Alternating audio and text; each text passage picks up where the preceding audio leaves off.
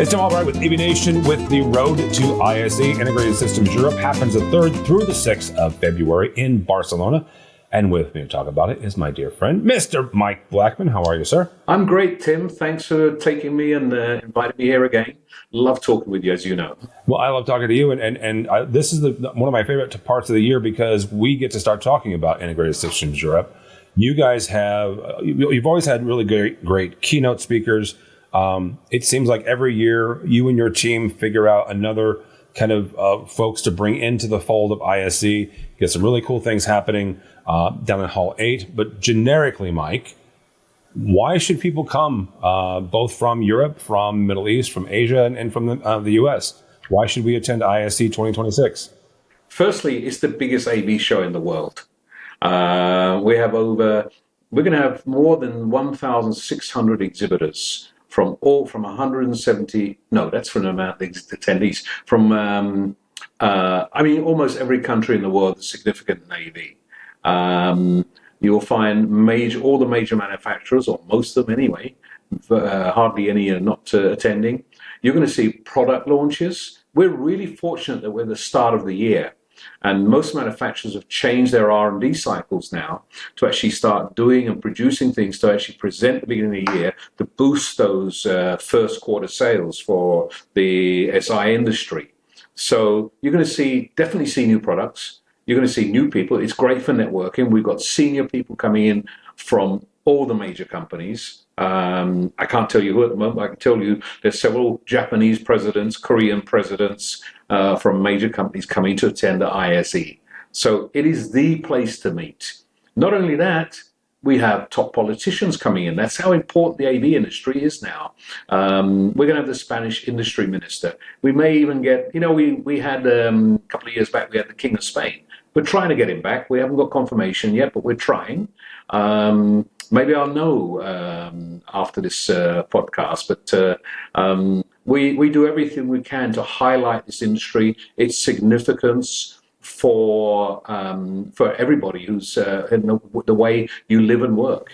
One of the things that you mentioned there is politicians, and yeah, we had with the president of Spain, but you've also got over the last couple of years developed a pretty significant contingent coming from our side of the world, from the Western Hemisphere, and that's a large Latin America and South American contingent coming over. How did that happen? Part of it was unexpected on our side, although we should have done. We did anticipate moving to Spain that the local language would actually encourage a lot of Latin Americans to actually come to the show, which it did. And that was what we thought. But what we actually discovered was that traveling from a lot of the Latin American countries, price-wise and time-wise, is pretty much the same as going to North America. And with the challenges, I hate to say it, with the challenges some Latin Americans are having in coming to the US, firstly, they have less visa issues than you would have in Spain. I believe that the visa process for Latin Americans, because of the net connections with Spain, is pretty easy. And, they've got language, they've got price, a lot of things that actually have encouraged. So we saw a huge boost. And the other fact as well, through Avixa and Cedia, we're actually offering content in Spanish. So that makes it easier and more interesting as well. So I think that's the reason for the boost. We have found that the partnerships between Spanish companies and Latin American countries is also very strong. We then discovered the amount of companies from Argentina or Mexico who have actually businesses in Spain and come regularly. So these connections are there. Then, as a result of that, we launched the European Latin American Forum, which is to actually help embrace business between the two regions and make each of the regions aware of the funding. There's billions of euros of funding available for the European Union to actually encourage this business as well.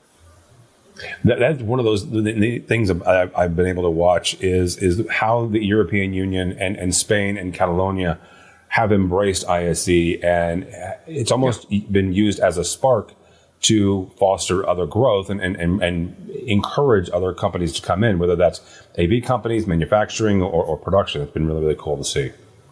Well, what you've seen is, particularly in Spain, but the rest of the European Union as well, but in Spain particularly, there's a big push on digital industries and digital transformation. There are big funds available for AV companies to come and set up there as well. So, this actually has helped that when we come to a country that's actually promoting our sector, it's just like a reinforcement of their message and actually helps us as well. So you can imagine Spain is talking about what the potential is for the audiovisual business, and suddenly ISE turns up and say, we're going to make the biggest show for the industry in your country. They say, yeah, come on, this helps us. So I think that's part of the reason. It's a win-win for us and them. And it's working. Mike, 2022, I believe, if I'm not mistaken, that was the first year we held, you held ISE in Barcelona. It was new for all of us. Certainly you and your team had been setting up for a couple of years there. It's been remarkable to see how you have taken the Fira Gran Via, taken it over, right? You guys, for the first year, I think there was maybe one hall or two that you didn't utilize. Now you're using everything from that front all the way back to the Hall 8. Talk about for a second the spark that's going to be in Hall 8 this year and the idea behind that and what you guys are hoping to accomplish with that. There's a long story here, but the first thing happened, and this we saw in 2017, 2018, when we first made our decision and looked at Spain. And when we went to Spain and started talking about AV, now they're learning, but when you talked about AV, they talked about broadcast and TV. That's how they imagined, that's how they boxed where AV belongs. So our first message was to really educate them to say AV is much bigger. There's so much that's involved in this industry and what it covers, and try to explain to them how they're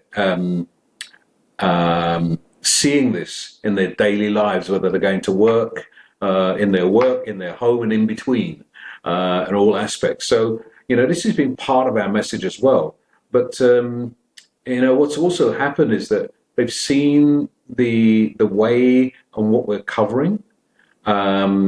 So what happened is we started noticing the missing part of the show, which was although we're covering the hardware side of broadcast, the solutions part of it, there was one bit which was missing, which was the software part, the content.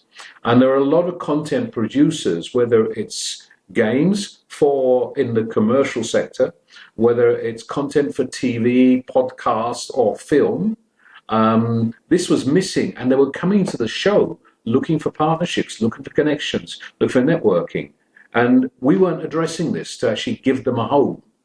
But we got one or two companies. We have MediaPro, who is one of the biggest broadcasters in the world for sports TV.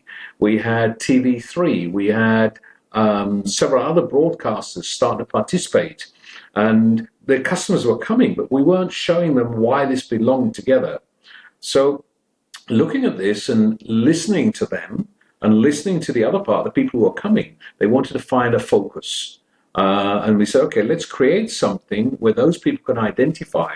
They want to come and see the hardware solutions, but they also want to see the companies who are producing content. So whether it's an agency, an advertising agency looking for a producer, or a corporate who's looking to see how they create ideas and looking for those companies to do that for them. As part of their whole AV solutions, we said, okay, let's give them a home. So Spark will start in Hall 8. It's a big space. Last year everyone was there. Remember the esports arena? It's going to be even bigger than that in that area. Esports will be part of it because we see that as the content part of AV. And actually that was part of the spark to make this happen, which was, people saying, actually, it's great what you're doing with esports here, but there's so much more you should be doing. And listening to that, we said, okay, let's encompass the rest of it. So it's a new way to bring together the content creators together with customers and the hardware suppliers or solution suppliers we already have in ISE. In Hall 4, for example, which is focused on broadcast AV. You're looking at digital signage, the content producers for retail, etc. So we have sectors which are already there showing the solutions, but not the content. Yeah, absolutely. Well, Mike, I am looking forward to it. If somebody wants to find out more about ISE, Integrated Systems Europe, how do they do that, sir? So you can find us on www.iseurope.org. We're on social media on ISE Show. We can be found on LinkedIn, on Twitter, X, Facebook. You'll find us everywhere. But go to our website. There you can find registration. And I'm sure Tim will be giving a free code to those listeners here. So you can actually get free access rather than paying the €250 to get in. And we would welcome you there. It's going to be an exciting show. Around the show as well, we've got a lot of things. We've got projection mapping in the city, the content part, so getting people to actually do stuff like that. We're going to have something really exciting this year. This is a sneak for you, actually. We're going to have a drone show outside the venue, at the venue, and it's going to be something a little bit different. It's going to be a combination of drones, video, live performance, etc. It's going to be something really spectacular taking place at the close of the show.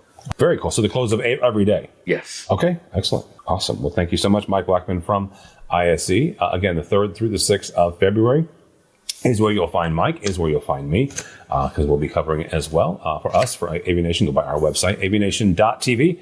It's avnation.tv, and follow along as we head to Barcelona for Integrated Systems Europe 2026, the 3rd through the 6th of February. All that and more at avnation.tv. It's avnation.tv.